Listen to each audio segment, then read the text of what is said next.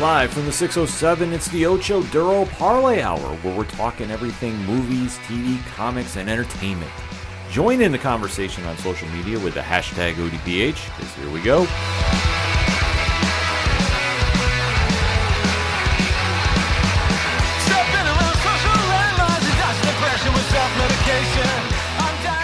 Welcome to an all-new edition of the ODPH podcast, better known as the Ocho Duro Parlay Hour.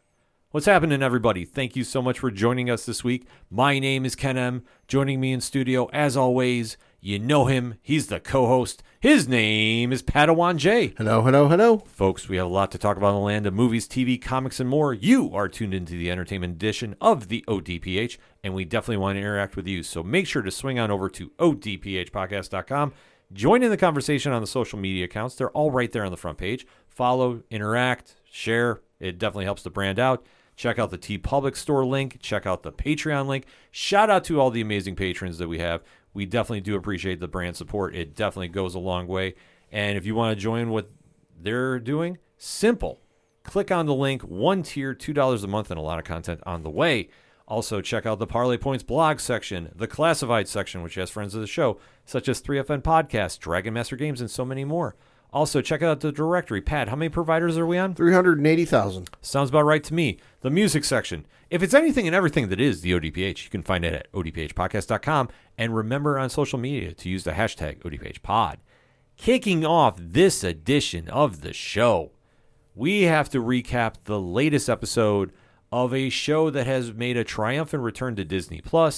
The Star Wars fan base is definitely excited about this. The pop culture fan base is very, very amped up about this. And Pat, what show is this? The Mandalorian. Yes. The Mandalorian, the breakout hit of the Star Wars universe, is back with Pedro Pascal in the lead role with his sidekick Grogu, which has won over the hearts of many in the pop culture fandom. And they have returned with a very, very unique mission at hand. When the debut episode dropped last week, we weren't really sure what to expect. Obviously, a lot of moving parts going on. And with the cliffhanger ending that happened last week, we were very intrigued to see how this episode was going to go moving forward. That said, we are going to break down the latest episode entitled Chapter 18, The Mines of Mandalore. If you are new to the ODPH, well, first and foremost, thank you for checking us out. Make sure to follow, subscribe, rate, and review the show. We definitely do appreciate that. What we like to do is give a spoiler-free statement of the episode we're talking about. So if you haven't seen it yet, you can still partake in the conversation a little bit. But we do give you a countdown warning when we start talking spoilers. Because after the countdown, we go live. We do not hold anything back. And if you don't want to have the show ruined for you, we'd say pause the episode right there, jump back in when you're caught up, and definitely hear our thoughts and compare them with yours, and then keep that conversation rolling after the show. So that said, Pad, give me your spoiler-free statement on Chapter 18, a.k.a. Episode 2 of Season 3 of The Mandalorian. Can I get some light in this episode? Yeah. I mean, listen, it was a good episode. I enjoyed it, but holy fuck was it dark. You know, and I'm not meaning that in the, like, tone or story sense. No, I'm meaning in the literal sense. Like, it's a good thing I was watching this before really the sun had come up, because I don't think I'd have been able to see much with the sun coming up, you know, but that, nonetheless, it didn't take away from my enjoyment of it. Just made a couple parts a little hard to tell what was going on, you know, but I understood why they were doing it and given the locations and everything, you know, but overall it was a fun episode. It was a very solid episode. I do agree with you. It was very hard to see a few things during the show because of the location they were in. Yeah. It did not take away that much from the episode itself. I liked how they got the plot moving, especially with last week's cliffhanger. And I think that it's going into a very interesting direction moving forward, especially with something we saw near the end of the episode. And I'm not exactly sure how that's going to play out moving forward, but there's a lot of intrigue rolling out after watching this. That said, 3, 2, 1, Pad, talk to me. Like I said, I thought it was a really fun episode. I'll enjoy the action. Just a little too dark for me. You know, if you go into watching this episode, make sure you have the brightness on your TV turned up a little bit. You know, but that said, it was fun. The action was cool. You know, to see the advancements Grogu has made since we last saw him in season 2 is astonishing. And I realized we mentioned on last week's episode that it's been 2 years since the end of The Mandalorian. So obviously he's made some leaps and bounds in his training, but holy fuck, this is incredible. And I'm excited to see where things go. This episode really hit the ground running, and the more Katie Sackhoff as Bo-Katan on the show, the better. Like, I need her to have her own spinoff show. She definitely added a new element to the scenes here, and especially playing off Pedro Pascal's Din Djarin. Mm-hmm. I thought they really had that good banter going back and forth, and especially knowing how her character is seething with jealousy right now because the Mandalorian has the dark saber and it should be hers, and what comes with that responsibility. I love how they're kind of having her just really just poke at him and really get on his nerves. I'll say she's also kind of just like, she had a goal, she had an end result she wanted in mind. It's fallen apart in like the worst way possible. And now she's kind of like taking her ball and gone home and gone, fine, y'all don't want to do anything with me. Don't want to do fucking shit with you. Mm-hmm. But how this episode wrapped up, I thought was very, very cool. So I am excited to see where we're going, except when we get to that part in the episode, I need you to translate what we saw in the water. Okay. And we'll get to there in just a bit. Because this episode starts off with more returning friends from the previous seasons. Because we know that Din Djarin has traveled to Tatooine a few times and jumps into his... What is the name of the ship again, Pat? It's his Naboo N1 starfighter. Right. I keep wanting to say X-Wing fighter. I know it's not, and I know I'm going to hear from people about that. But that one always has a special place in my heart. So I was is this like an evolution of it? No, but this is his starfighter. And he makes the return trip to Tatooine and runs into who, Pat? Peli Motto. Yes. The mechanic who has always helped him out throughout his journeys since we've seen him on screen. And he is coming back on a specific mission that he told us about last episode. And Pat, what is that mission? So he is looking for a new memory chip for IG-11. He needs somebody to help him explore the caverns of Mandalore and test the air to make sure it's safe. And the only person he can trust, he feels he can trust, is IG-11. And he's gone to a couple different people in the first episode looking for said memory chip. And they're like, nope, doesn't exist. It was quit being made so long ago that it's so rare to come by one. So, of course, his next thought is, well, why don't I go to the one place where they scavenge everything? Tatooine. Yes, and it makes perfect sense to do. And it's great seeing Peli back, played by Amy Sedaris. So Mando, though, unfortunately, does not get what he wants. Yeah, because Peli ends up bringing in the Jawas she was just talking to, because we get a fun little prequel callback. It is the Bunta Eve festival going on, which, of course, was the name of the pod race that Anakin won in The Phantom Menace. Fun little callback. So she was talking to some Jawas. She needed some parts, and he shows up, and he's looking for this thing. And she goes, well, hold on. Let's get the Jawas back here. And she asked the Jawas, and nope, never seen it. Don't have one. No, so unfortunately, he cannot bring back IG-11, who he was relying on as a partner in this quest to Mandalore. Yeah. And unfortunately, it just doesn't seem like it's going to pan out. Yeah. I mean, obviously, IG-11 was taken out in season 1 of The Mandalorian. Yeah. So he is in a little bit of a predicament. But Peli says, I can't help you with that because you want somebody that's going to help you go underground. Yeah. But I do have another droid lying around here that will be more than happy to step up. Who, like, 2 minutes prior, before he showed up, was, like, sparking and spritzing. Yes. Like, so this is not a top-of-the-line astromech. No, this is definitely not. And this is R5-D4. So Mando decides, well, it's better than nothing. Reluctantly, because he's like, well, I don't need one. Where would I even put him? And she's like, well, simple. The kid's small enough. The kid can ride shotgun with you, and you just put R5 in the astromech slot where he's supposed to go. Right. And at this point, I think he can't see a hole in this to poke. So he goes, fine, okay. Reluctantly, he takes him. So they wind up flying to Mandalore.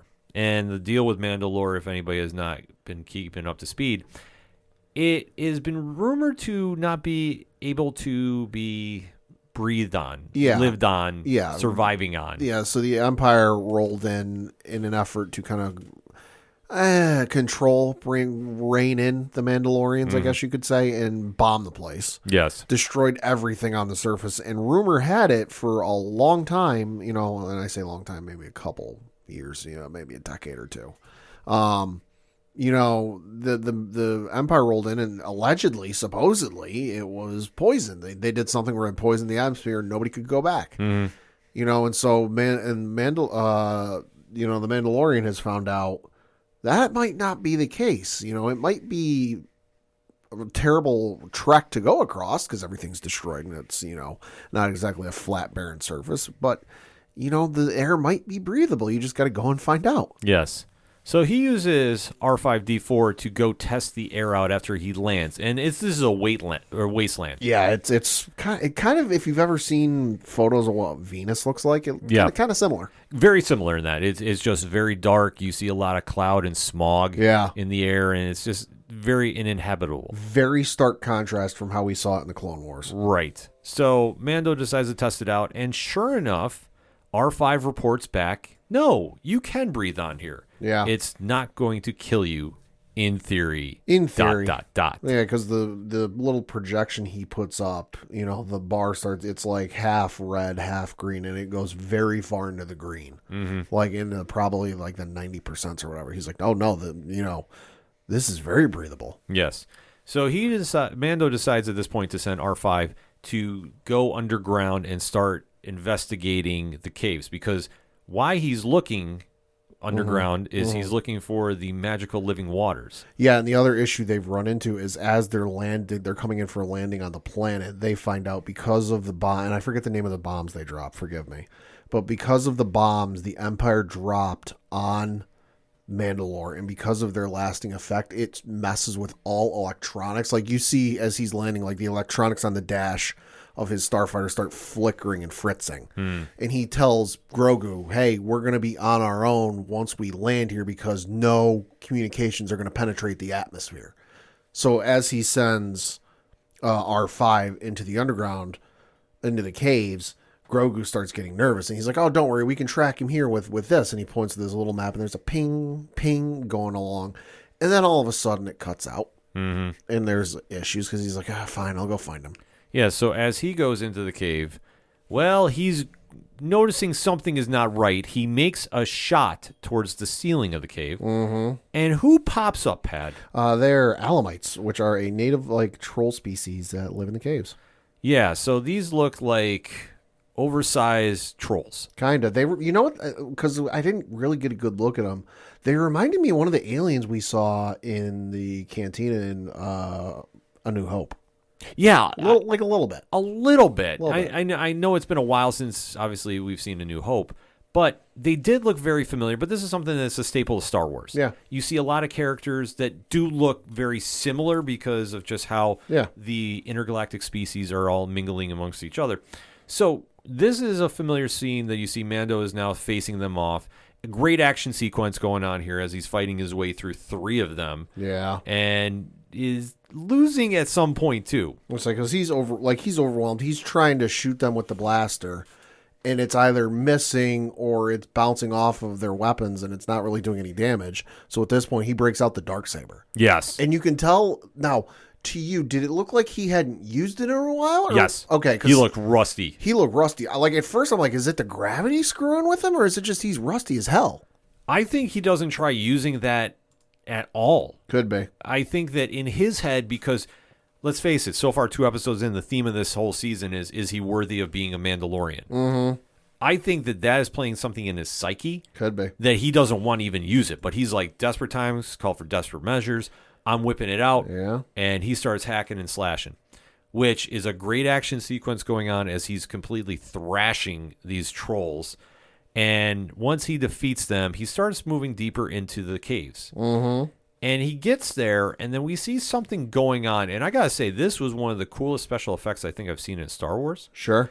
You saw this spider-like robot come out of nowhere. You know what it reminded me of? It reminded me of the robot from Lost in Space.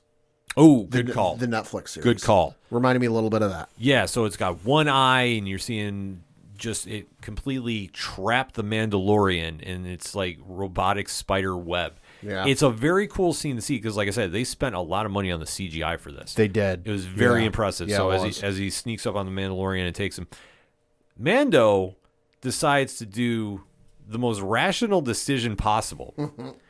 he tells the young child Grogu, Yeah.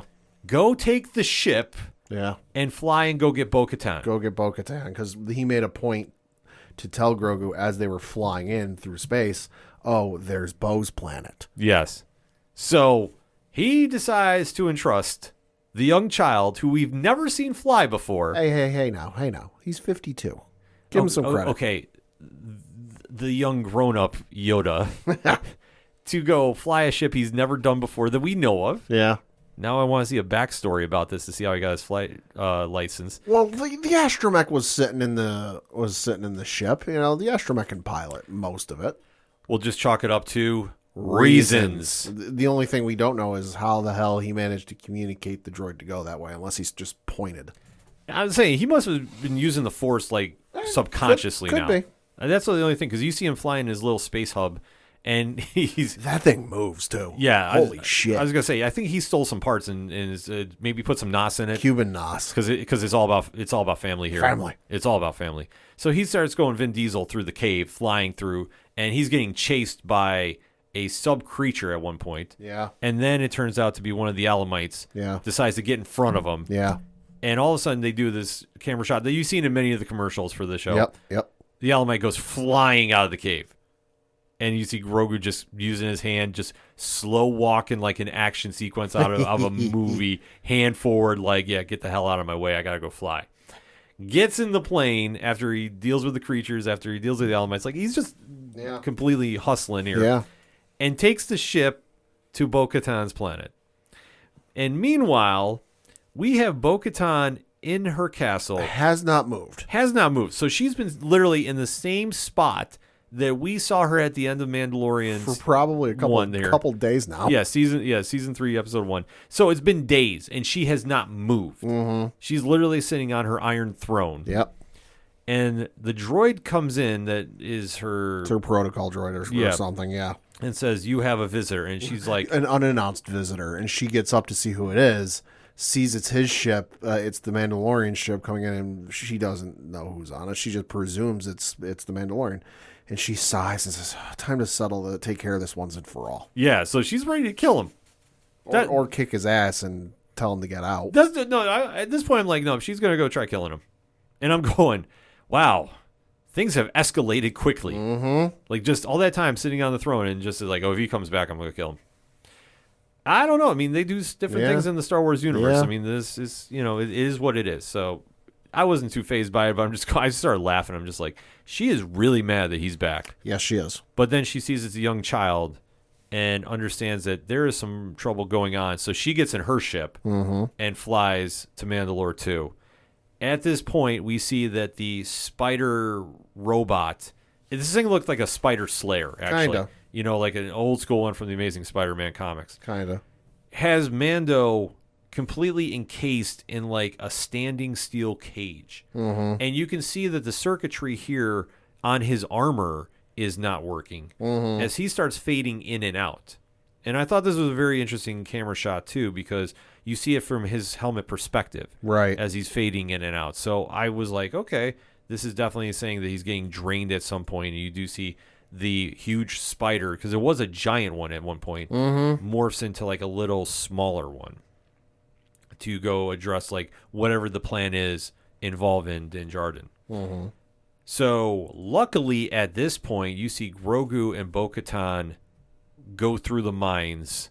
Yeah, Bo-Katan kicking ass, not taking names. Yeah, Katie Sackhoff, so awesome in this role. Yes. And is just wasting everybody because the Alamites come after her and she's like, nah. Well, she's probably dealt with them before. Oh, yeah, that's what I said. Like, she was just going through them like a pro. Because the thing we got to remember, the Mandalorian, Din Djarin, not from Mandalore. He's from the nearby moon, Concordia Dawn. Mm-hmm. So, whereas Bo-Katan, she mentions later in the episode, she's part of the royal family. She's probably dealt with this before. That's probably some sort of like coming of age ritual where she's got to go out and fight one of them in hand-to-hand combat or something like that. Probably. I mean, that's a great point because she had no problem absolutely. Oh yeah, she wiped the floor, wasting them. Yeah.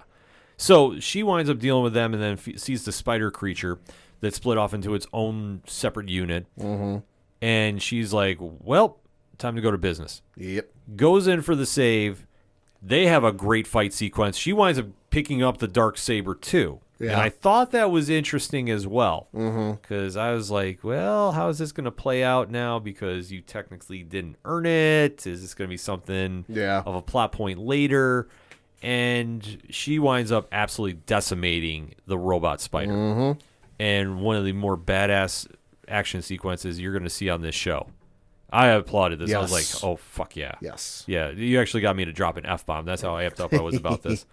So she winds up freeing Din Djarin, and he's very, very grateful and says, well, if you're here now to the living waters, here we go. Yeah. So they wind up descending more into the caves. Now, you got to remember, too, at this point, like we touched upon, it is very dark. The lighting is meant to be that way. Yes. But still, kind of hard to see. It's very hard to see what's going on for most of this episode, except when you deal with a robot spider, because they did have a big orange flame and spotlight on him to it, throughout the episodes and such. So now they're in almost complete darkness. He sees the living waters. Grogu and Bo are there with him, and Mando takes off his jetpack and his weapons. Yep. And he starts reciting the Mandalorian Creed. And he starts walking into the water. And as he gets a few feet in, not even, what happens? Steps off a cliff and falls in. Yeah, so he winds up going to the bottom of, and this thing is fucking deep. Yeah, this is like a Great Lake. This is a deep cavern. Yeah. So he is down underwater. Bo sees this and immediately jumps in. Doesn't even swim to get him. She activates her jetpack to get to him. Like, that's how far down he is. Yeah. And as she's flying down, like I say, great sequence here too. Loved how the jetpack was underwater working. Winds up saving him because he is basically dead to rights. Like, he is, we don't know how long he's been underwater at this stage. No, like, not very long. Not very long, but still enough that, like, we're not sure if he's surviving or not. She makes the dramatic save upward, and as she's flying upward, she sees one of the biggest creatures I've seen in Star Wars. Pad, what did she see? She saw, and I had to look up what the name was called because admittedly, this is a new creature. I didn't know what it was called, but according to the Star Wars fandom page or Wikipedia, this was a mythosaur. So remember, and before I read what the page says, remember when she was leading him to the waters and she's like, hey, as long as you're here, I might as well give you the full experience, because she told him, oh, I've been down here before. I can't, I was part of the royal family, blah, blah, blah. Yeah. She read off, as he was walking forward, she read off this like plaque or some sort of memorial type of thing, or something like you'd see in a museum. Yeah. It's basically giving you a history of like Mandalore and the first Mandalorian and yada yada, and how he tamed a monster. That's what that was. So this was a mythosaur, and reading off the Wikipedia page. I love that name. Yes. Quote, mythosaurs were creatures of gigantic proportions found on the outer rim world of Mandalore. The mines of Mandalore were a mythosaur lair. They were allegedly tamed and ridden by Mandalore the Great and ancient Mandalorians, but they were believed to have gone extinct long before the Mandalorian cataclysm. Although one mythosaur survived and lived into the living waters during the time of the New Republic, its skull was one of the traditional symbols of the Mandalorian iconography, and some Mandalorian armor bore the distinctive symbol. Yeah. The symbol looked very familiar, so to see this huge, gigantic whale-like creature just swimming underwater was like, holy crap. Yeah. I thought it was going to try making a play to eat him. So did I. I was fully expecting that, but it did not. And it let them get back to the surface, and you see Mando is now officially a Mandalorian again? He's forgiven. He's got to go back to the armorer and prove it, which I wasn't quite sure how they were going to do this, but unless he brings Bo along with him, to prove, he was there, or because like Grogu, although admittedly he has started saying words, because he did say some of his first words, which I couldn't make out what they were. Yeah. He did say he's not exactly up for full sentences and saying, well, yes, I did see him enter the living waters under the caves of Mandalore. You're almost, and the droid wasn't with them, so the droid can't like project, a recording of what it saw. Yeah. So you almost have to bring Bo along to visit the armorer and prove like, hey, he was there. See, I was almost wondering, was he going to have to bring back some of the living waters? Like, That like could a be. sample and be That like, could be. here, That could be. throw the bottle down. Yeah, And be like, what else do you want? That could be. But if he does bring back Bo-Katan, how is that going to sit well with the armor? Because Ooh, they don't like each other. exactly, like, so Different sides of the same religion. yeah, like it's a weird thing Yeah. with how the Mandalorian creed is played out and what you see. And like I say, there's many more themes that go along with that. Mm-hmm. So it's not just so linear in its description. Like Yeah. there's so much going on with that. And it just ends with those characters just sitting on the steps before they head to the living water. So Yeah. they're still underground. We don't know how this is going to play out going into next week. I mean, it's probably going to start out they're off planet doing something else. I can't imagine we're going to hang around and find somebody showing up. Yeah, When half the galaxy, and I'll say half just because the other half probably don't know where Mandalore is or what it is. You'd be surprised how ignorant some people in this galaxy can be. You know, half the galaxy probably thinks you can't even go there. Yeah. So to see somebody in the neighborhood, they're not gonna. They're like, yeah, whatever. Like, yeah, it's your death wish. right. Like So it's not gonna be he's going to leave the planet. Oh no! All of a sudden the Empire's there because he tripped some sort of mysterious tracking device. Like, no, I think it's gonna be like they're off-world. Something's going on. no, I think the Empire is going to stay out of this one for now. Yeah, I was saying the Empire notoriously absent the first 2 episodes. Yes, which we do know they are coming. Well, they're around. They're not on the up and up, but they're still there. Right. So we'll have to wait to see how this goes. I think next week's episode, that's where it's going to be, is the armor, Bo-Katan, and Din Djarin. And then how that combination is going to mix together is anybody's guess. Mm-hmm. I don't think it's going to end anywhere near to good. Probably not. I could see Bo-Katan challenging Din Djarin for the right to the Darksaber. I could see him trying to just give it to her. Like, hey, listen, I don't want this. I suck with this thing. Yeah. You know, and she turns out like, no, that's not how it works. Yeah, like that's the problem that he has now, because if he is going to be forgiven and being acknowledged as a true Mandalorian with the legacy of the Darksaber, I mean, that's a whole different dynamic. Mm-hmm. Like, we thought it was serious before. It's like up a few notches and then some now. Like, that's the interesting part of how they do the show. They tie in so many elements of the Star Wars mythos, but they also have a clean slate to run with, too. Yes. Because obviously with the events of this show, they're not really connected to any of the future movies. They do have some breathing room of growing these characters out and really taking them into some interesting places. Well, yeah, I would say they're not. So they're kind of in the middle of the two trilogies. Mm-hmm. You know, and they haven't. They introduced Luke, but he wasn't there long enough to really do anything. And plus, what he does in this time period is to a certain degree still largely a mystery. Right. So Boba Fett doesn't show up in the sequel trilogy. No, but he was named. Did you hear a name drop? Yeah, he was. Yeah, which I did not understand what Peli was trying to imply with that.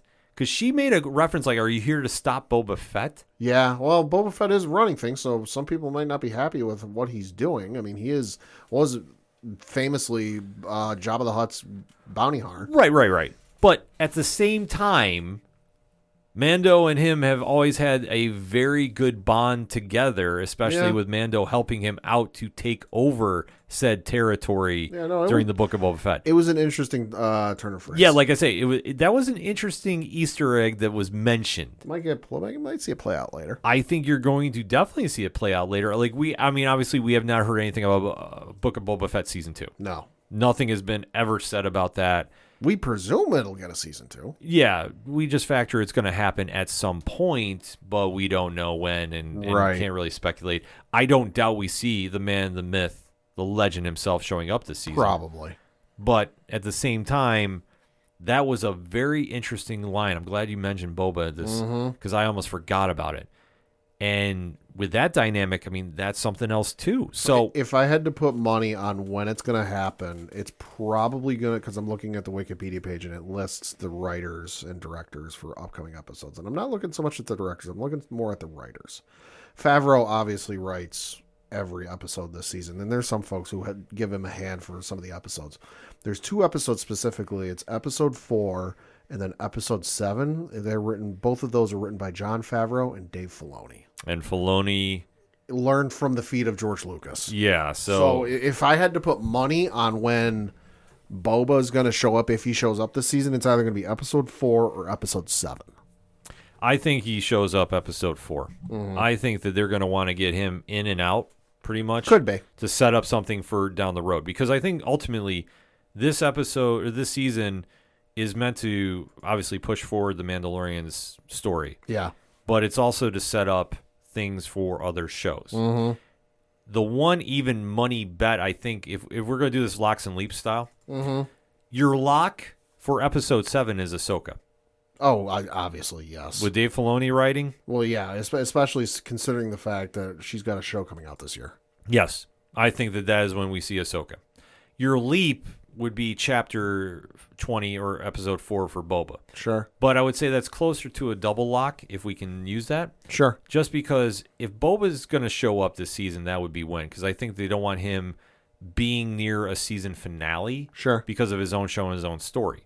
But I do think it's very telling that he did get name dropped here. So we'll have to kind of wait and see.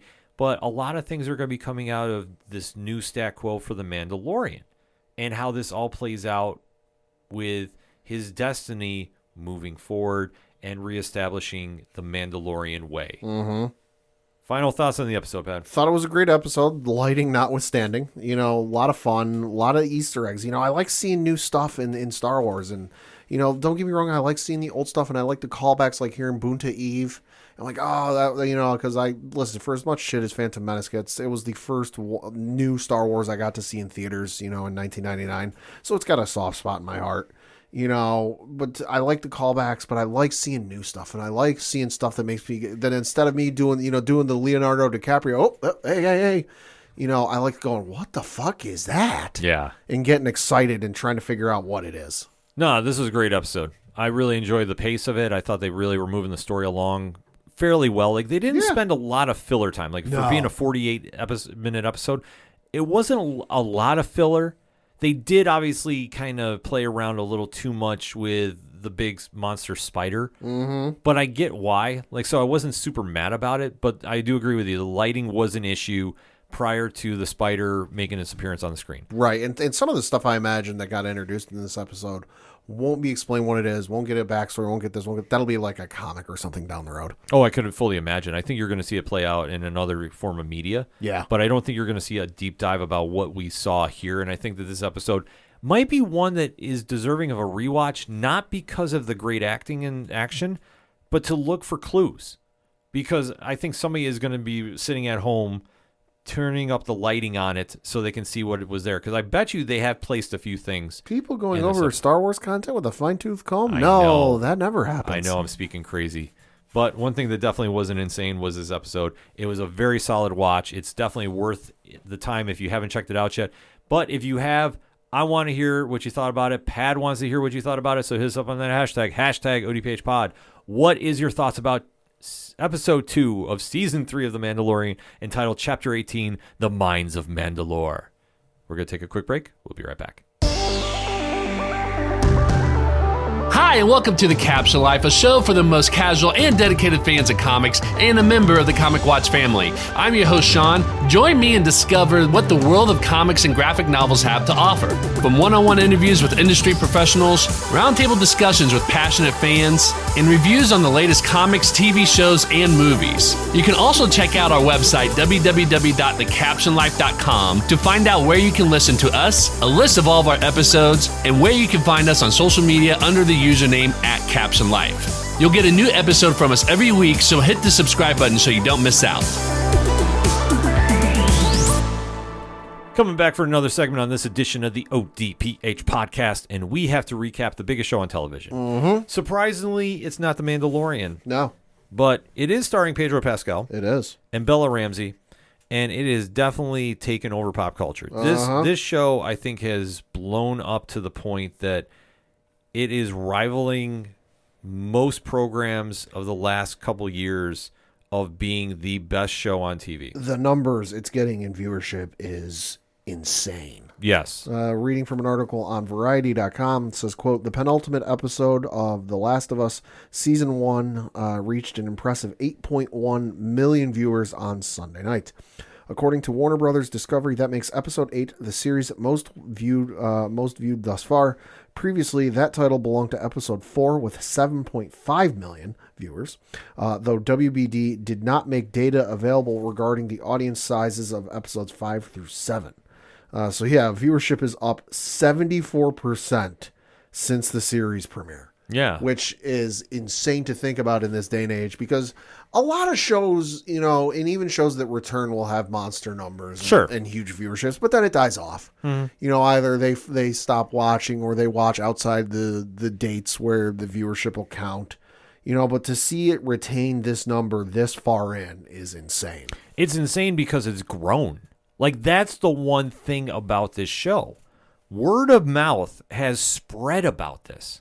I heard it get talked about on the Pat McAfee show the other day, and I could not believe I was hearing this. Well, right. That's why I say, like, when you have a show that transcends to that level. Yeah. And we have said this ad nauseum, that when you do a show, whether it's a comic show, whether it's a video game show, whether it's, you know, a D&D type show, that it starts somewhere else and then you do an adaptation and then it blows up to this level.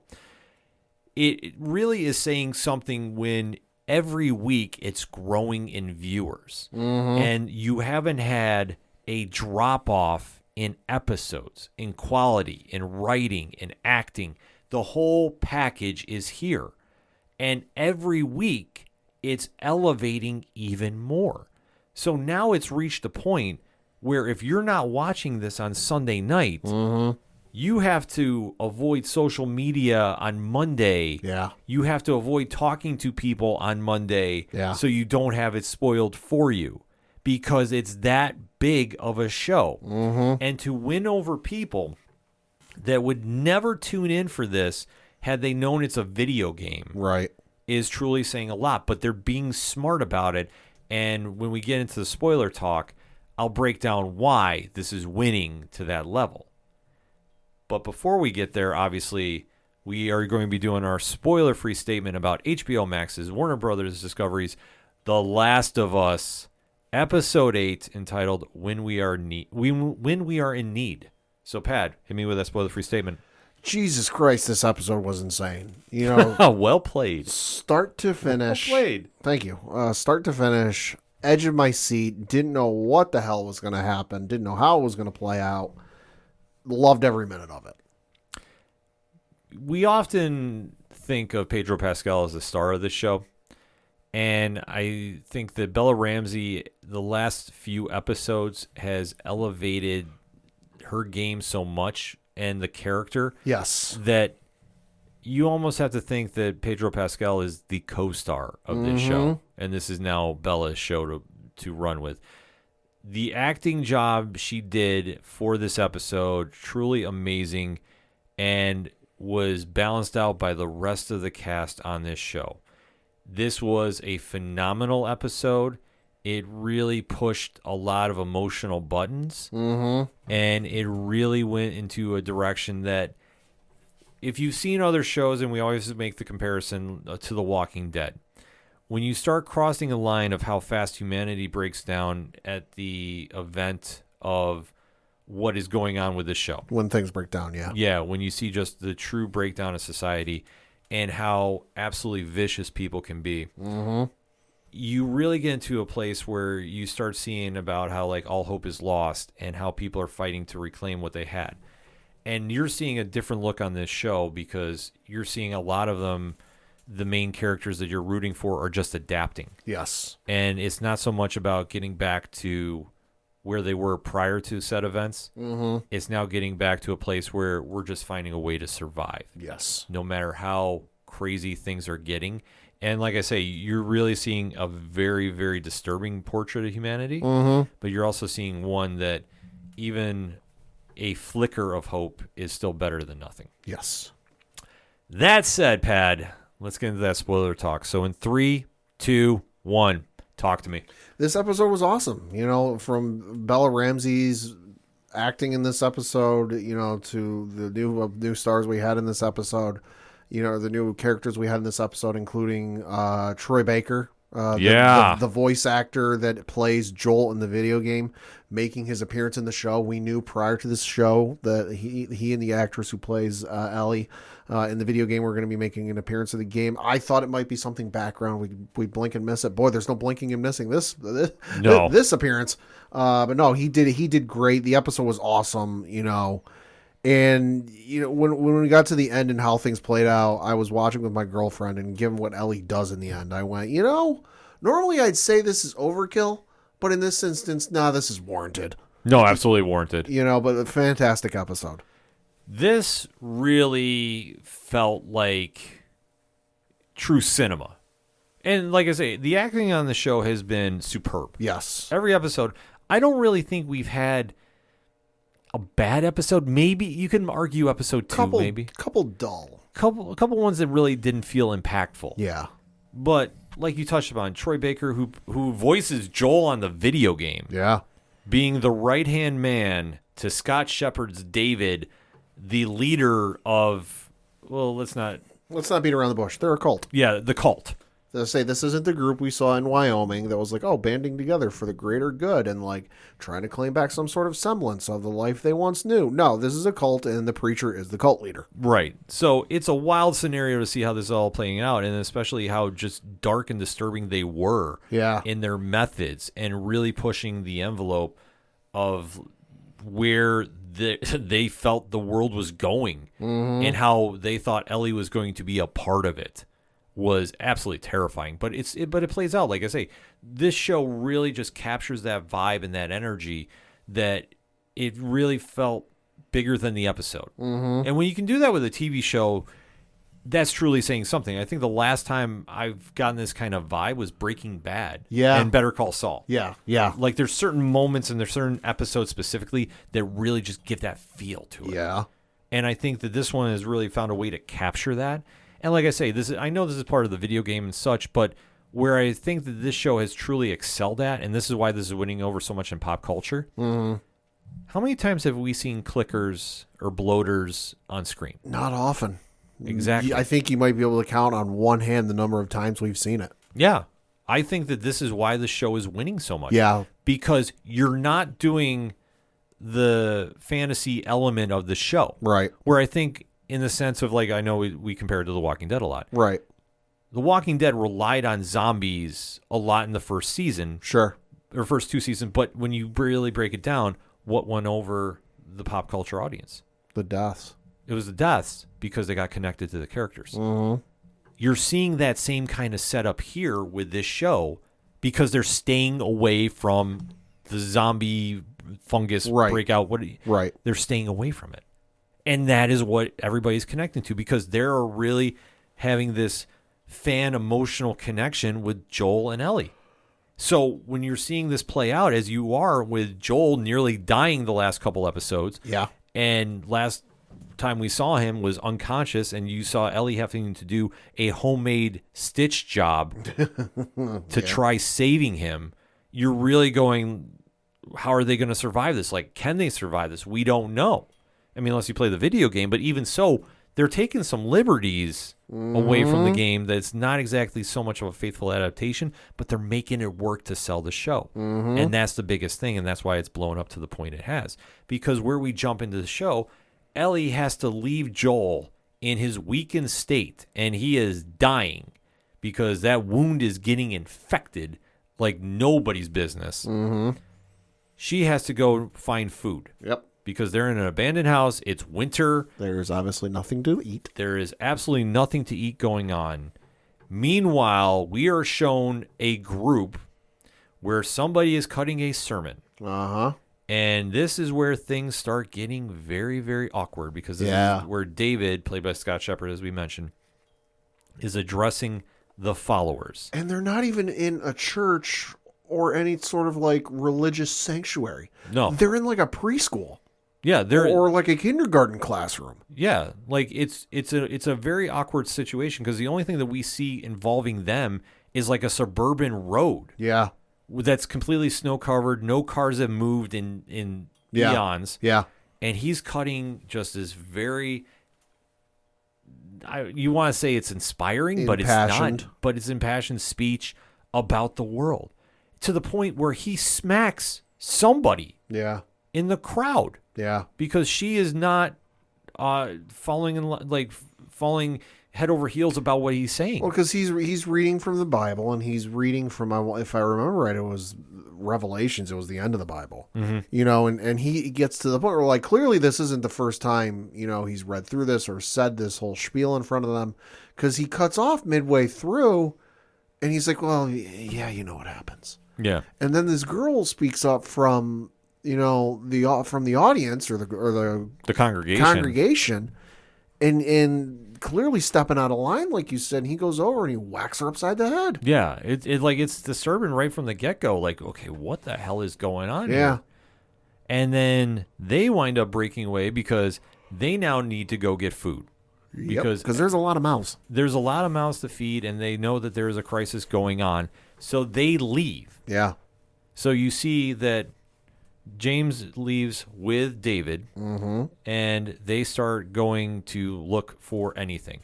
Meanwhile, Ellie is out having target practice and winds up shooting a deer. Yeah. Wounding it, too. Yeah, wounding it. So she has actually been improving her shot since Joel has now shown her how to use a gun. Listen, it's the fungal apocalypse. You got to learn to protect yourself. And while she shoots, at one of the shots, it attracts David and James to come over. Yep. And you see David just sitting there, you know, trying to just cut a deal and be like, well, hello, you're by yourself. Right. You know, and very, very... snake-tongued. Yeah, thank you. That's the word I'm looking for. And you see that James is sitting there going like, What the fuck are we doing? It's a kid. It's 2-on-1. Let's kill her and leave. yeah. Well, like, let's take the deer and leave. Yeah, and Ellie is just sitting there and just really assessing the situation and is just like, no, you know, you're not going to take me anywhere, and is willing to fight her way out of this.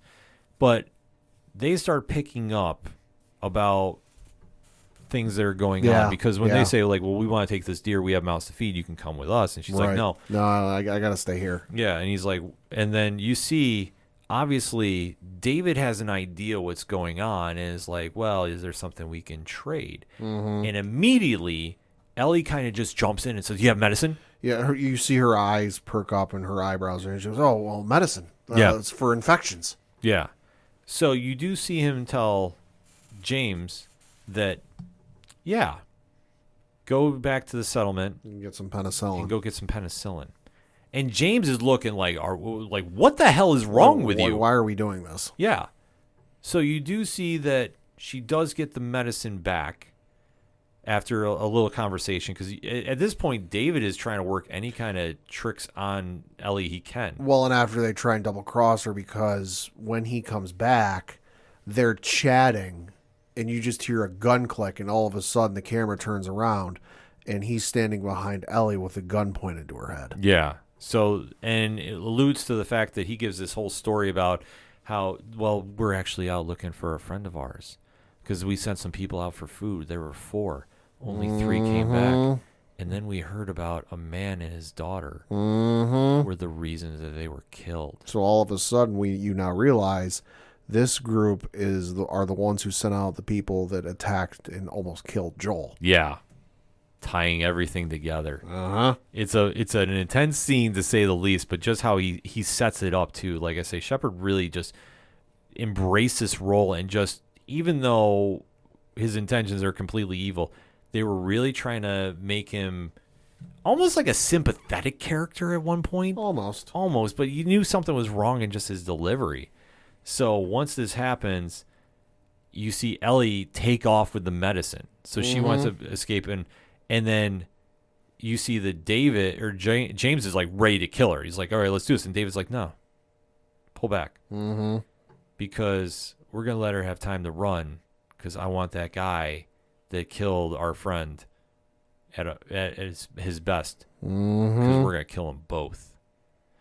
So Ellie winds up going back to the house that Joel is in, does a makeshift Pulp Fiction-esque injection of the medicine into Joel, hoping it works. Yeah. And is trying to find some peace. Well, and she can't figure out where to put it in. Yeah. but she winds up just stabbing right into the wound, which is wild. Yeah. Like I say. Yeah. So she winds up staying next to him and just like is like, please work, and just you could see like the pain in her watching over him, just going like, we are in some serious trouble. Like, you don't realize what's happening.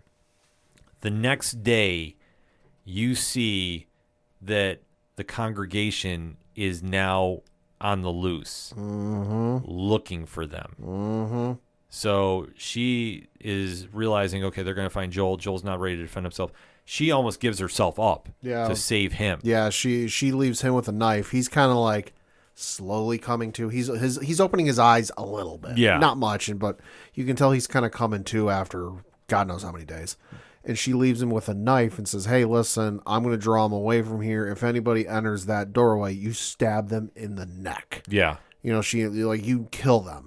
And so she sneaks out through the garage where the horse is just chilling in the garage. Yeah. Which I love. That was awesome. You know, and she rides out there, but while they're not looking at her, she fires off the gun and goes, hey, assholes, this way. And she runs off with them chasing after her. Yeah. Which you see James is waiting in the wings. Yeah. And as soon as the horse goes by, he shoots the horse. So sending her flying. Jesus. Brutal scene. Absolutely brutal. And you see them surrounding Ellie, and then they wind up capturing her. Yeah. So they take her back to the congregation. They throw her in a cage, and she's in the kitchen. Mm-hmm. And David is sitting there still trying to reason with her. Yeah. Which still got more unsettling. Yeah. Well, and if you watch the inside the episode afterwards, I think it was implied, or like they implied that like he was starting to see her as a wife-like figure. Yeah. Which got real weird. Oh, it definitely got creepy because he's like saying you how can be a queen. Yeah, like just some of the verbiage he was using. Yeah. It just was like, oh, this is disturbing. This is definitely a cult. And you're seeing just Ellie is saying, they're like, no, like, get the fuck away from me. Like, just, no, like, you're not going to do this. Even to the point where he's, like, trying to hold her hand in the cage. And she winds up snapping his fingers. Yeah. Which was absolutely freaking nuts. And then he starts attacking her in the cage from outside the cage. It wasn't inside. Right. But she does wind up making a somewhat escape inside the compound that we find out later is a steakhouse.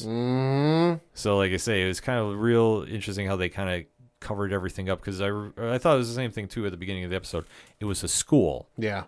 But then I was like, wait, they're in a restaurant, like a big steakhouse, but why do they have such small tables? I don't know. It's another reasons thing. Yeah. But, meanwhile, you do see that there's a gentleman in the house looking for Joel. And well, at this point, they're going house to house, because they know Joel's in the area because she's there, and there's like the 5 or 6 of them, whatever the number is, and he goes, "You and you come back with me. The rest of you go house to house and find him. He has to be nearby." Yeah. So that's why he's in the house. Is they're going house to house trying to find him. Right, and they make a very, very crucial mistake. He tries going downstairs to where Joel has been lying. Joel isn't there. Yeah. Joel sees him and stabs him right in the neck and kills him slow. Yeah. Which is bringing back Joel to where we saw him at episode 1. And he is definitely in, I'm going to kill everybody. So you see him slowly taking everybody out to the point he captures 2 of the cult members. And he's literally got both of them tied up in chairs. Yeah. And he's torturing them, stabbing in the guy in the knees, like demanding information. Well, and he even uses the same tactic they did from, I want to say either 2 episodes prior. Yeah. Where he's got the one guy tied up, he's got the other guy tied up behind him, and he goes, "Hey, I'm looking for where your camp is. You're going to tell me where we are, and then you're going to tell me where the camp is so I know which way to go. And then I'm going to ask your friend. And unless your friend tells me the exact same answer you did, I'll kill you." Yeah. And so sure enough, he winds up taking the one out. And then he puts the knife in the guy's mouth to point where they're supposed to go on the map. Yep. And then the guy obviously gives up the information. And he's like, "All right, I told you everything I know. I told you." And Joel picks up a metal pipe. Joel goes, "Yeah, I know." Yeah, he goes, "Yeah, I know. Thanks." and cracks him over the head. Well, this is after he's stabbed him in the kneecap and like shredded his ligaments and tendons in his knee apart. Oh yeah. Oh, Jesus. Like I say, this was brutal as fuck. Joel gave no fucks that day. No, zero. And like I say, it was disturbing to some, but if you've seen enough Walking Dead in your day and age, and I mean the comics, Yeah. you're not really fazed by this too much. I don't know. Maybe it's just me. I was going, okay, well, here we go. Joel is in Terminator mode. Yeah, he is. You know, do we call him Joel Wick at this stage? I don't know. We might have to. So he winds up killing both. He kills everybody that's in that group looking for him and is slowly making his way towards the compound. Albeit, though, this is where I think the episode really gets interesting in the sense of Ellie is fighting her way out. Mm-hmm. And the odds are completely against her. She does get a piece of the fireplace. Yes. That is like a burnt log almost. Yeah, it's like the remnants of the fire. Yeah, so you see that David is walking through, like, trying to plead his case to her. I think at this point he's just trying to draw her. I think at this point he knows she's not going to join him, so he's just trying to draw her out so he can kill her. Yeah. So at this stage, Ellie goes and throws the log at him and misses. Not the best idea, because I thought she was going to hold and wait and just stab him with it. I thought so too. Yeah. I legit thought so too. Would have made a lot more sense. I was like, okay, well, she's going to burn him and kill him. I was like, okay, well, you know, we're going to get extreme here, but she winds up throwing the log at him and has slowly set the place on fire. Yeah, because it ends up, she throws it across the room. He ducks out of the way and it misses, but the log ends up catching a curtain, and the curtain catches fire, which then sets the wall on fire. Because the wall is wood. Yeah, the wall's made out of wood. It's a log cabin. Everything catches fire and the whole place goes up. Yeah, so the place is burning down around him, and you see David just sitting there creepily just saying, well, we're both going to die here together. Mm-hmm. And she is just plotting to take a shot. She thinks she has the drop on him. Yeah. And doesn't. And then he's trying to assault her. Mm-hmm. And she winds up getting the upper hand, just barely grabbing the knife that he dropped and giving him a stab. Now, meanwhile, when she escaped the cage, they were trying to cut her open. And she wound up getting a distraction enough. Yeah. Because she showed the bite mark of the infection. She goes, you're infected now too. Yes. And they're like, no, that's not true. And they're like, no, it looks pretty damn true enough. Yeah, so David thinks he's infected. This distracted James enough. He dropped the knife. She stabbed him. Yeah. So she has become very proficient about fighting the knives. And I bring this back because at the same point, David is now in their question if he's infected or not. Right. And then he finally says, no, you've been lying to me, but he doesn't want to wait. And he's like, no, we're just, going to die this way. Yep. But he loses, or Ellie gets the upper hand on him. Yep. And then she winds up stabbing him. All the meanwhile this is going on, we have the brilliant editing being done where it shows Joel making his way to find her through a now blizzard-like conditions outside. Mm-hmm. And it keeps cutting back and forth, back and forth, back and forth, back and forth. And you're waiting for Joel to do the superhero thing and bust through the door to save the day.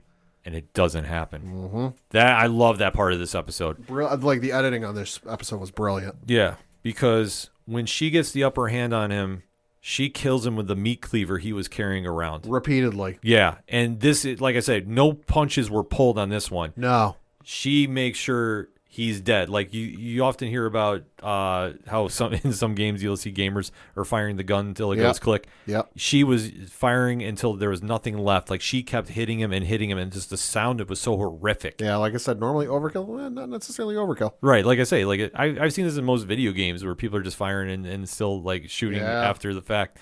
No, like I was like God of War 2 or 3 comes to mind. Yeah, no, this was on that level. Played those games, you know which scene I'm talking about. Like I said, she has become. You saw the evolution of how proficient she has become with a knife in this. And I mean, listen, this dude was feeding his congregation human flesh. Yeah, that was the thing too. That like we almost forgot to mention, but like it gets revealed. And it was funny. I was watching this episode with my girlfriend, and he goes to give Ellie a plate to eat because we know you're hungry. And my girlfriend picked up on this before I did, and she goes, "Is that supposed to be human flesh?" And I paused it, and I went, and I thought about it for a second, and I was like, maybe. Yeah. I was like, they've been eating food, but we don't know where it's from. We haven't really known these people for too long, so it could be. Unpause the episode. And Ellie goes, "That's human flesh, isn't it?" And I go, "Well, son of a bitch, there's our answer." Yeah. Yeah, Liz picked up on that real quick. She did.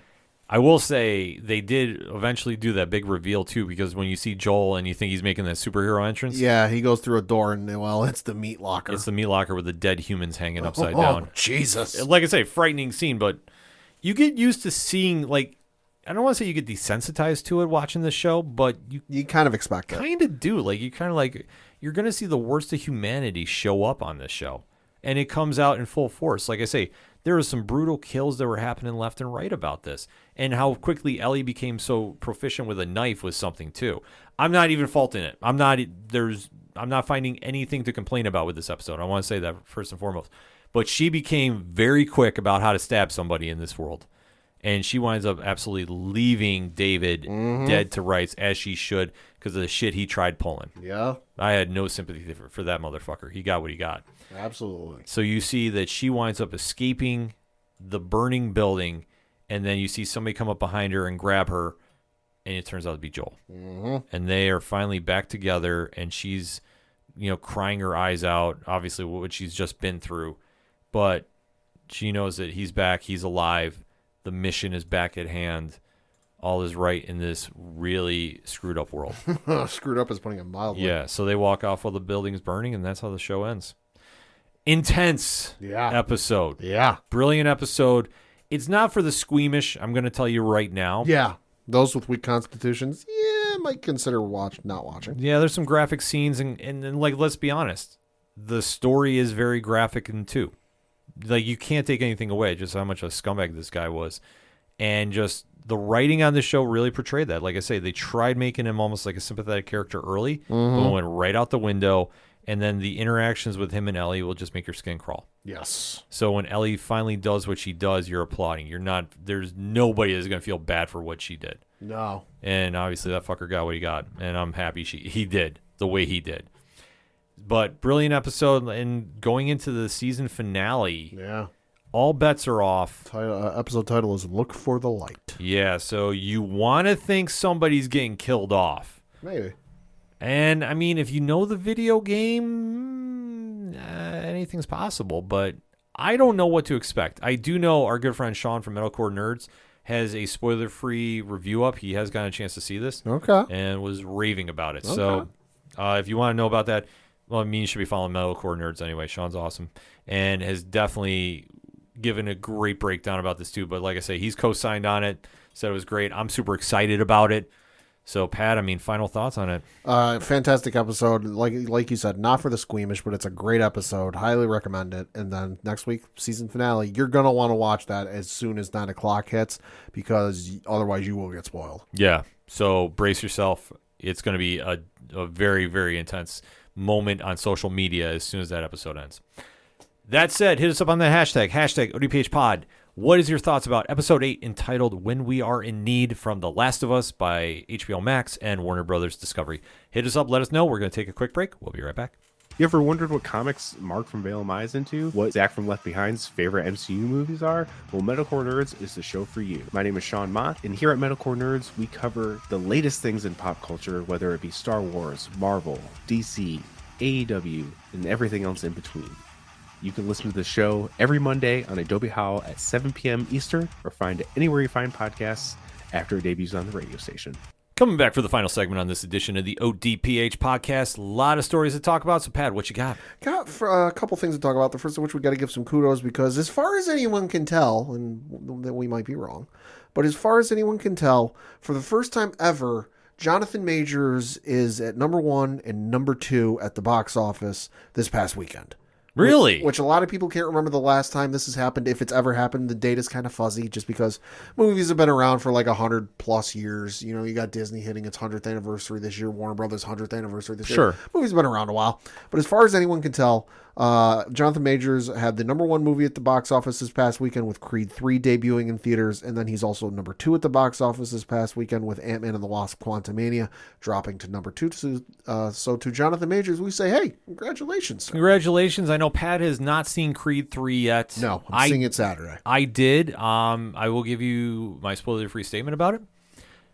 It's very solid. Okay. I gave it a 7 out of 10. Okay. There's a couple parts in it I did not like, and I thought it took away from the film. Okay. But I thought Jonathan Majors was great. Michael B. Jordan was great. I thought the acting was on point. But like I said, there's a couple points that I'm like, I don't know necessarily how I feel about this. And I thought there's one that just stands out that I'm like, oh man, this really took me out of the film. Sure. But I definitely recommend go see it. And if you want a further breakdown about it, I know 3FN had talked about it on their episode this week, so definitely go check them out. So Wizards talking about it on their new episode as well.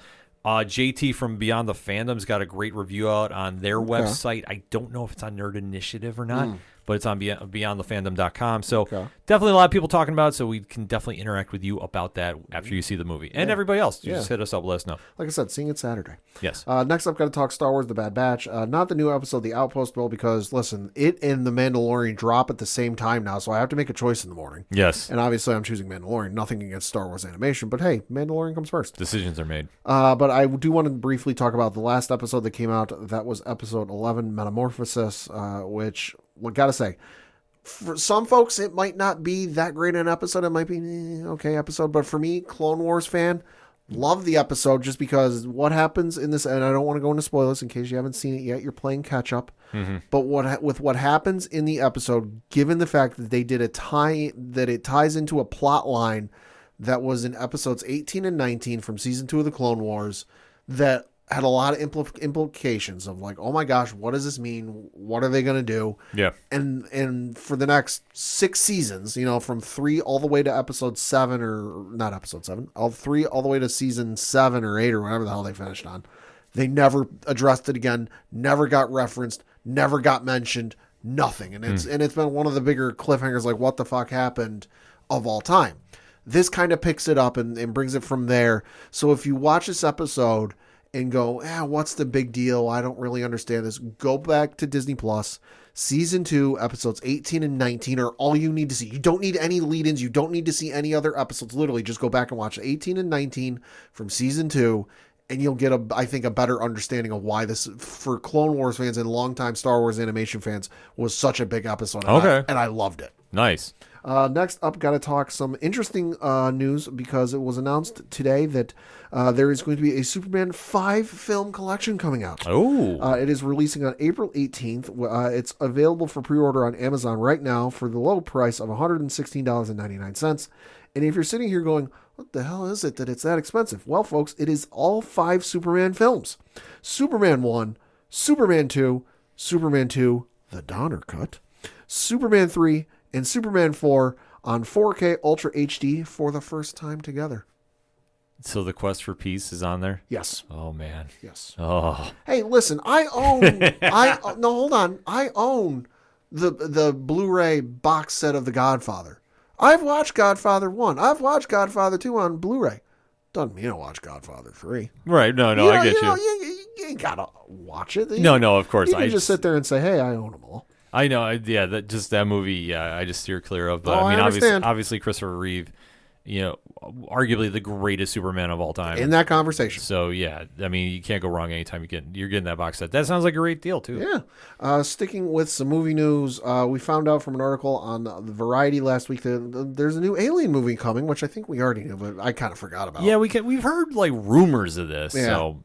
So this movie is going to be written and directed by Fede Alvarez. It is going to be the 9th film in the franchise. Yes, folks. I'm willing to bet. I'm not looking up the info. I'm willing to bet they're counting the Alien vs. Predator movies to get to 9. Probably. But yeah, we got we found out it starts filming in March. We got a little bit of a synopsis, although not much, and we found out the cast.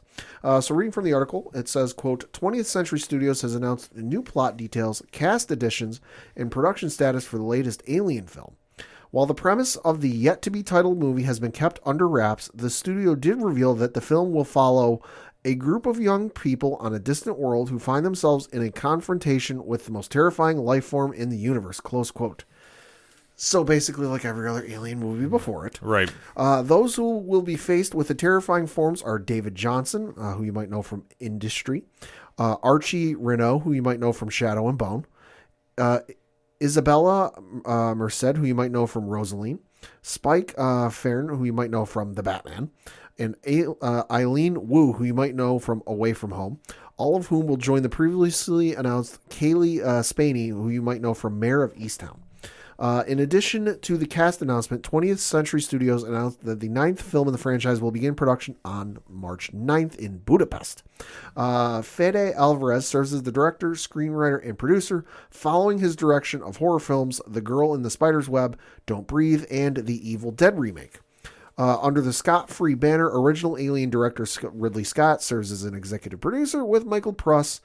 Scott and Pruss are joined by producers Brent O'Connor from Bullet Train, Elizabeth Cantillon from Persuasion, and Tom Moran from The Donut King. So, hey, listen, I'm all for a new Alien movie. Whether I see it or not, it'll depend on the trailer and if I have any interest in it, but we'll see. Yeah, I mean, it's always a franchise you got to keep your eye on. Yeah.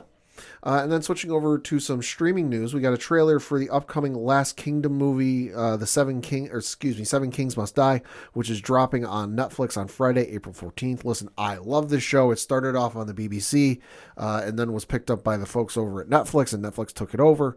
One of my favorite shows that I started during the pandemic when things were kind of on a lull. Not much was coming out. Everything was in reruns, and it had been in my queue for a while. And I was like, you know what?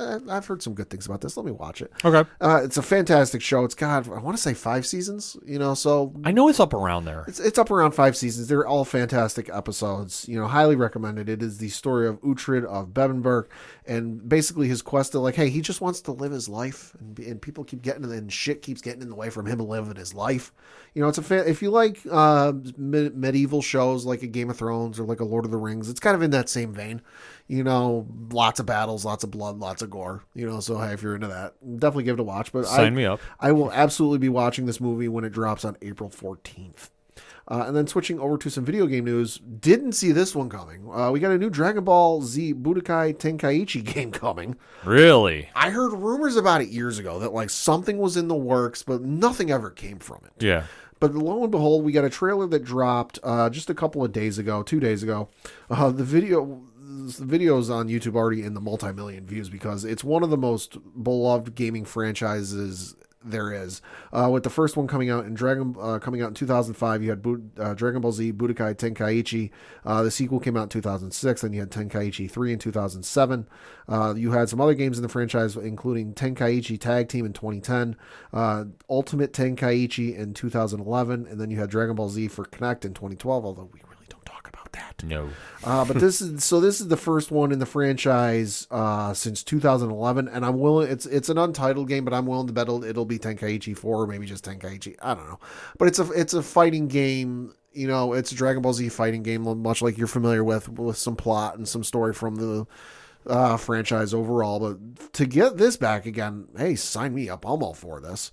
Super early, they really didn't show gameplay from it. It was more like a cinematic trailer, just hey, right, because it starts off showing some footage. There was gameplay footage, but it was from the older games on an old television screen. Hey, remember this game that you used to play when you were a kid? Hey, we're bringing it back. So no new gameplay footage, but the fact that we're getting a new Tenkaichi game for the first time in 10 plus years is absolutely insane.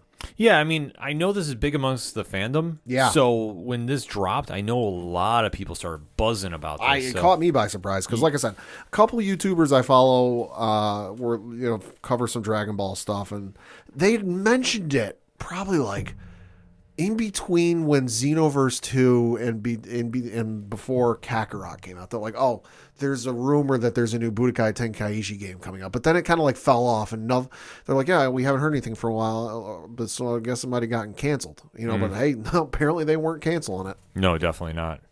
So I got a couple stories going on. One, we did get an announcement about the new Teenage Mutant Ninja Turtles project. Oh, yeah. So reading on an article from Variety, Teenage Mutant Ninja Turtles Mutant Mayhem, which has got one of the best casting jobs I've ever seen for a certain character. Yeah. Is getting dropped its first trailer. Seth Rogen is behind this. Yep. And this is going to be coming out from Paramount Pictures and slated for an August 4th, 2023 release. So they have revealed the voice cast. Right. So, Pat, I know you're more familiar about some of these actors than I am, so I'm getting your honest reaction about this. According to the article from Variety, Micah Abbey, Shaman Brown Jr., Nicholas Cantu, and Brady Noon are playing the roles of Donatello, Michelangelo, Leonardo, and Raphael, respectively. Yep. Jackie Chan is going to be Master Splinter. Fuck yes. Yes. Greatest casting I've ever seen. I love this. Ayo Edebiri is going to be voicing April O'Neil. Seth Rogen is going to be doing Bebop. John Cena is Rocksteady. Hannibal Buress is Genghis Frog. Oh, okay. Rose Byrne is Leatherhead. Okay. Ice Cube is Superfly. Of course that's his name. Yeah. Natasha Demetriou Okay. is Wingnut. Giancarlo Esposito. Hey. Baxter Stockman. Okay, that's going to be the most diabolical motherfucker in this movie. Yep. Maya Rudolph is Cynthia Ontram. They're definitely going for the comedy in this movie. Yep. Post Malone. Ooh, Post Malone. Posty.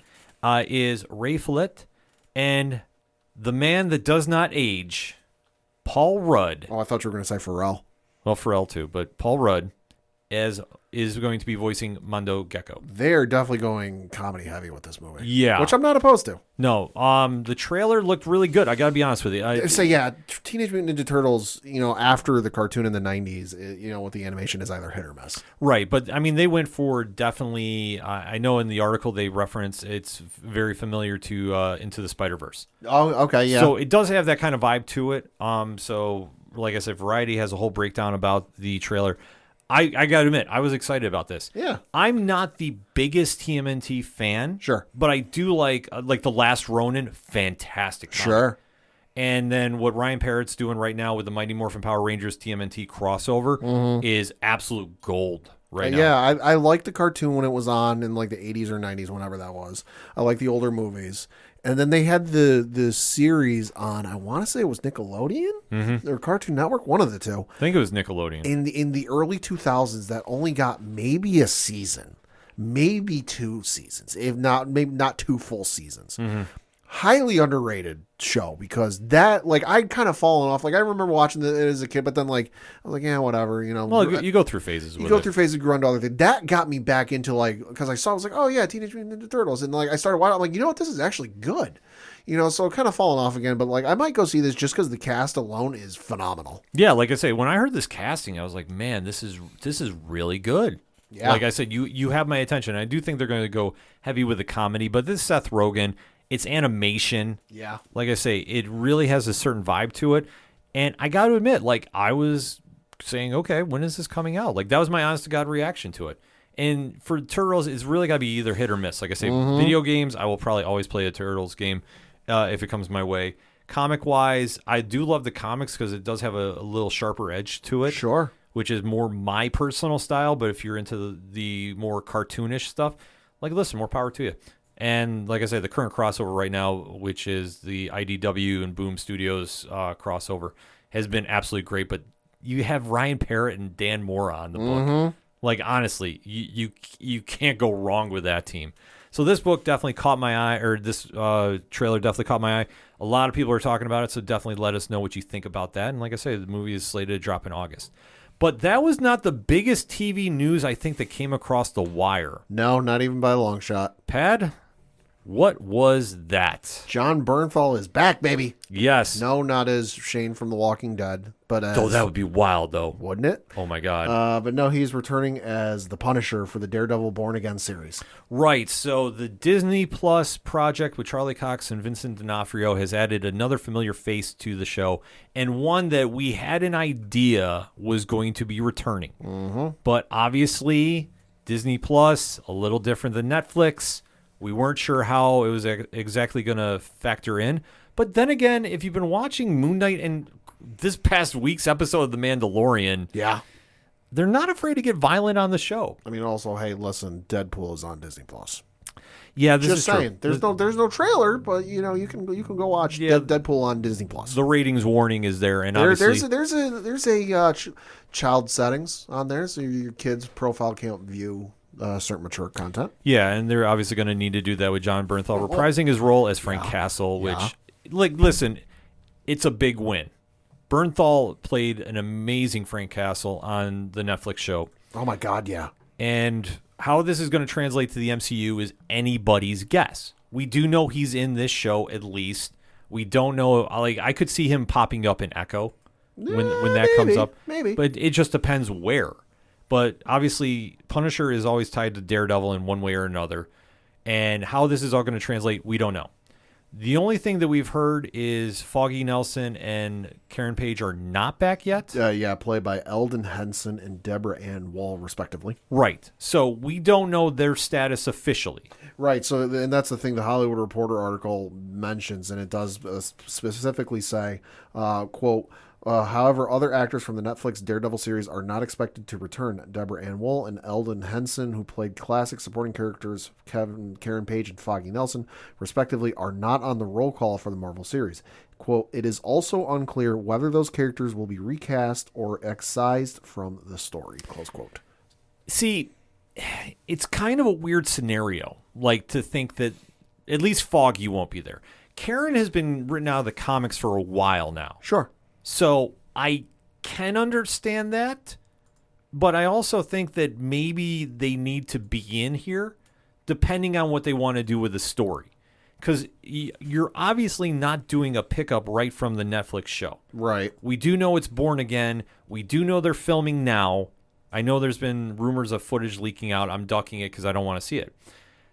That said, the show is going to be 18 episodes. Probably, yeah. Right. So are they filming all 18 at once? That'd be my guess. Well, and plus the thing of it is, too, as I was talking with some people, they might not want to overwhelm people who haven't seen, for whatever reason, personal choices, they didn't have Netflix, they didn't care, haven't seen the Netflix series. Yeah. So it's going to be overwhelming. They're like, hey, here's Daredevil, here's Punisher, here's Kingpin, here's this, here's that. Oh, no, by the way, he's got all these friends and all that. Like, I can imagine they might get mentioned, whether directly by name or implied with like, oh yeah, your coworker, or yeah, the girl you were dating type of thing. But like, I don't imagine they'll be introduced right at the outset. No, I don't think so either. I think the one that kind of really surprised me more so is Foggy. Sure. But it's not to say he's not there yet. Right. But it depends on, okay, if we're doing Born Again, and granted, I don't think we're doing the storyline that we just did on Netflix. I don't. No. If you're not familiar, Daredevil Born Again is one of the greatest Daredevil stories, if not one of the greatest comic stories of all time. However, they just did it on Netflix. I don't see Disney Plus doing that here. No. Especially the fact we saw him with the yellow suit in She-Hulk. Yeah. So I think that they're going to do a soft reintro. And that's how we're going to get to where we're getting. It's going to work. Give it time. But the fact we got Jon Bernthal back as the Punisher is very, very cool. I'm excited about it. I'm just very curious if they're going to try doing the current version of the Punisher. The one that's in the comics written by Jason Aaron, which I have not gotten a chance to really deep dive into. I've heard very, very good things about. So wait and see. But listen, Bernthal coming in, I know that sparked the rumors about who else would be coming in from the Defenders universe. Right. Kristen Ritter has been a name that's been flying around as Jessica Jones. For a while. Yeah. And last we heard, nothing has been set in stone yet. Yeah. But it's not to say she wouldn't be back. I don't know if Mike Coulter would be back as Luke Cage. I know he's on another show right now. He's on another show, and he's been kind of on the surface, at least, a firm no. Right.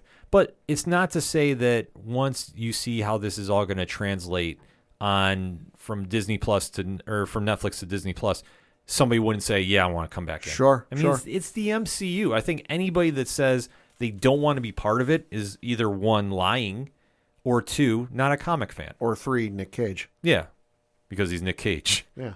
Except I have this vision of him being the old school Ghost Rider, the one that rides on the horse. Like, I need this in my life. Yeah. So fingers crossed for that. But listen, we got Jon Bernthal back. That's a huge move. Where this leads is anybody's guess right now, but the fact he's going to be reunited with Charlie Cox, they put magic on the screen, so I'm excited for it. And we'll just have to keep our ears out for more casting, because I think the big one I expect to hear soon is a new Elektra. Because I believe the actress that played her on Netflix said she was tied up with another project. She can't do it. Okay. So, and she was very adamant. Like, I appreciate everybody saying you want to see me back, but I'm doing this now. I can't do it. Okay. But that said, that will be the big one, and I think that they don't want to have Elektra competing with Karen Page on the show. So, and that's, like I say, that's more to the comics now. So that's probably why. But you never know when you're going to see Foggy and Karen show up. So I say keep a ear out for that. We'll obviously talk about it when it happens, but we got Jon Bernthal back. We got Vincent D'Onofrio back as Kingpin. We do. What are we going to complain about? Mm-hmm. Like I say, a lot of stuff to be excited about for the Daredevil series when that drops on Disney Plus, and the sooner the better. That's my opinion. But before we get out of here, it's comic book pick time. So, Pat, what you got on your pull list this week? Just two. First of which is Star Wars The High Republic, issue number 6. This from Kevin Scott. This one is The Battle of Jeddah continues. As Tay Sirik defends the Temple of the Kyber, Vildar Mak is buried alive, with only his belief in the Force to keep him alive.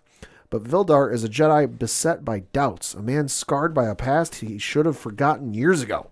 Who can come to his aid as the holy city tears itself apart? The Force is with Valdar, but is he one with the Force? So this is definitely going to be interesting to read, especially if you have read or listened to, and I highly recommend listening to the audiobook that is basically a radio drama of the Battle of Jeddah, which was written by Kevin Scott. Fantastic listen to. It's a fully voiced audio cast. You know, it's not just one person changing their voice and doing this or that. No, it's like, you know, it's people voicing different characters and all this. So this looks to be a continuation or another story from that. And in my number one pick at the comic shops this week, this is one you cannot miss, from Zeb Wells, Amazing Spider-Man, issue number 21. Ooh, talk to me, Pad. Yeah, so this one is the description of the, so I'm showing Ken the cover of this as soon as I blow it up a little bit. Okay. Oh. Peter and Mary Jane, Peter with his mask off, Peter looking pissed off as all hell, Mary Jane looking scared, and just a little bubble on the side that says, "This is it, the story arc you've been waiting for." And the description on this reads, "What happened to Peter and Mary Jane? It's time. This arc will answer your questions, including, what did Peter do? What caused all of this?" So if you're not familiar, Peter did some shit. Nobody's quite sure what, because they haven't explained yet. Okay. And everyone's kind of pissed at him. Aunt May's pissed at him. Mary Jane's pissed at him. Mary Jane's pissed off at him enough that they're not dating anymore. Mary Jane is dating somebody else. And Peter and Amazing Spider-Man issue number 20 even said as much to Black Cat, that things have changed. He still loves Mary Jane, but it might not be with a capital L anymore. It might be a lowercase L. Huh. And he's now dating, or appears to be dating. He's hanging out with Black Cat a lot. So he might be with Black Cat. Par for the course with him. But so yeah, things have changed. People hate him. Not quite sure what's going on, but it looks like we're going to start to find out what the fuck he did. Yeah, usually when he breaks up with Mary Jane, he usually winds up going back to Felicia for a little bit. Yeah. Then, like, it's something he does. But yeah, no, Peter outright in the episode issue 20, and I can say this because it came out a little while ago, told Black Cat, and I saw this panel. That's what convinced me to get the issue, because I was like, holy fuck, I need to see what's going on with this. Is he no longer loves, in like all caps or with a capital L, Mary Jane, that it's a small L. He kind of in the same way of like, oh, you know, you love your sibling. Yeah, I've been hearing a lot of craziness going on with this, and they're like, I'm sorry. As long as Gwen Stacy's not involved, I'm in. Like, I definitely want to check this out. I'm sorry, I'm not a Gwen Stacy fan. I do like Ghost Spider. Sure. Because it has nothing to do with... Sure. But I've never been a Gwen Stacy fan, so as long as she's not involved in coming back from the dead and reasons, I'm interested. But obviously, we do know that going into issue 25, they're promising like the greatest reveal of Spider-Man history. Well, and that would kind of lead me to believe is something tells me we're not going to get the full story of what's going on in just this one issue. It's going to probably play out over the next couple, and that's going to be the big reveal, is what the fuck happened. Yeah, because I'm definitely interested to see what the build is going to be for this. Like, I've had this on my radar to read. I just haven't gotten down to it. Sure. But like I say, every time he breaks up with Mary Jane, he usually goes back to Felicia, which I know they try doing like a Betty and Veronica thing kind of sort of there. I'll say they got their own comic going right now. Right, yeah, because Black Cat and Mary Jane is out as like a mini series right now. But like I say, that's how they kind of pair it up. At least that's what I'm referring to when they say they go back to each other. So yeah, but I'm interested about that, Pat. I'm amped that you were back on the Spider-Man reading list there. Because, I mean, like I said, you got great picks. I'm starting to check out some of the Star Wars stuff you're recommending. So it's all good stuff, especially if it's Charles Soule. Yeah. Oh, Kevin Scott's good too, though. Yeah. No, I'm trying to catch back up, but my pull list is like a mile long. Yeah, it's insane. Because when you have great books to go check out and you're doing reviews for them, they do take up a lot of time. So obviously this week is, I'm going to say, it's a very solid week. That's where I'm going. Obviously, it's a solid week. A little quieter for me this week, but next week is going to be a huge week. But this book definitely caught my eye. The Adventures of Superman, John Kent, Tom Taylor. Yeah. Hearing a lot of things about this. Haven't got a chance to check it out. He's in a certain suit on the cover. Yes, he has the Superman blue suit. And I am definitely interested to check this out. I've been hearing a lot of mixed reviews. Okay. So people when you bring up Superman Blue do feel a certain kind of way. Oh, I do. I'm one of them too. Like, I was never a fan of that timepiece. I mean, I was, but I was also a kid. Right. So it's understandable. But me, like, one of these days, I'm just going to do my opinion of the 90s comics. And it's going to be one of the, like, probably most interesting episodes you ever. Maybe I'll do it for Patreon this month. I don't know. We'll see. But Superman Blue costume, dig. And I like that John Kent is rocking it for this on the cover. Mm-hmm. And like I say, when they say Road to Injustice, like, just take my money now and just call it even. Like, we're good. So, and it's Tom Taylor writing, so I'm definitely checking that out at the shops as well. And, I mean, on the Marvel side, the Amazing Spider-Man 1, I was meaning to ask you about as well. So I'm definitely very interested to check that out. But for Image Comics this week, there's a couple that really I can't wait to talk about. One of which is a debut from Emma Kubert and Stoneheart #1. Okay. So if you're into D&D fantasy style books, this is going to be something for you. So Pat, I'm going to show you the promotional art, or the preview art, I should say, that's in the issue. So this is a story about a character that's exiled out of her kingdom, and she's done something. And they have not revealed why she's getting kicked out, but she is starting her life over in a new part of this realm. And what starts out to be like a new beginning, something happens. Sure. And things start spiraling, and it's unraveling a slow burn mystery about what she's done previously, and now it's coming back to haunt her. So it's like you can't start over again, like you can't escape your past, even though she really doesn't know what's going on. It's a very, very cool story. Emma Kubert is doing both art and writing for this book. So, and she has been absolutely crushing on Radiant Pink amongst other stuff she does. So definitely highly recommend checking this out at the comic shops. And the other one is Rogue Sun 11. You know I'm a big Massiverse fan, and obviously Ryan Parrott is reunited with Abel on this book after Marco Renna took over the art duties for a couple issues, which he absolutely crushed. But the original team is back together to send things off to the penultimate issue of the second arc finale. I know that's a mouthful, but you're still with me. It is. But that's how it is, because issue 12 is going to wrap up the second arc. Then we go to Supermassive 2. So a lot of the Massiverse books that we know, like Dead Lucky is on a hiatus until after Supermassive 2. Rogue Sun, I believe, is going to take a break until after that comes out. And then Inferno Go Red is not part of Supermassive 2, at least from what I've heard thus far. But book 1 is going to be wrapping up next month anyway. So, that said, if you haven't been reading Rogue Sun, and I have had people DM me today, I've had some people talk on social media at ODPH Podcast. Rogue Sun is absolutely a fantastic read. And what Ryan Parrott and Abel have done with this book is you take Dylan Siegel, who is not exactly your blueprint superhero. He's somebody with an edge to him, little teenage angst, if you will. And when he's given these powers, he's kind of had a trial by fire, no pun intended, into the realm of being a superhero. And he's now facing a villain that is more of like a mirror reflection of him to some certain degree. Had a couple things gone differently in their lives. And Hellbent, who is the villain of this book, has really pushed Dylan to the point where he's acting a little more reckless in trying to defeat him. And this issue sets up a lot of things they've been building for since issue 8, to be honest with you. So we're getting a big payoff going into issue 12, which the final image you're going to see of issue 11, I literally went like, oh, this is not good. And I'm like, I cannot wait to talk about this. I cannot wait. Hopefully we're going to be talking to Ryan about this. Scheduling conflicts have been the story of trying to make that episode happen.